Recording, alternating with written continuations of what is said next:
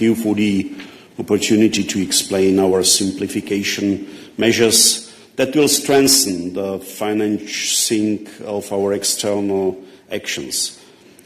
As some of you may have noticed, as Commissioner for International Partnerships, I have spent a large part of my mandate on missions around the world, and I clearly see that the world wants more Europe.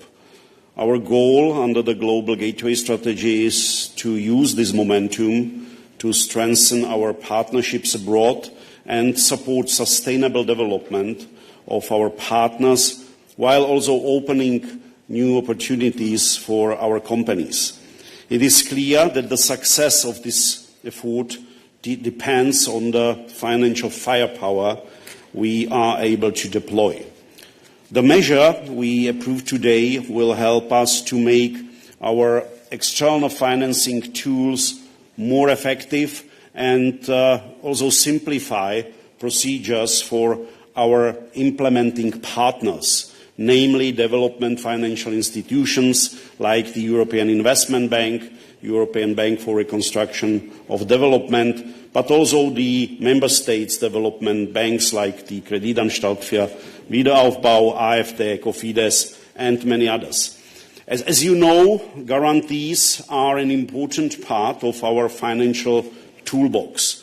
They back loans provided by the banks to support our development projects, lowering the risk and reducing interest rates for our partners. When these projects are successful, the guarantees are not called and the funds are returned to the EU. The measure adopted today changes that. It allows to redeploy unused funds from guarantees that were not called, unlocking new funds in the amount of approximately 500 million euro. These funds can be further leveraged and multiplied. It means that based on current practice, we may be able to mobilize, depends on the multiplicator, but around 10 billion euro for our additional investments in partner countries under the Global Gateway. And we will not need new budget resources.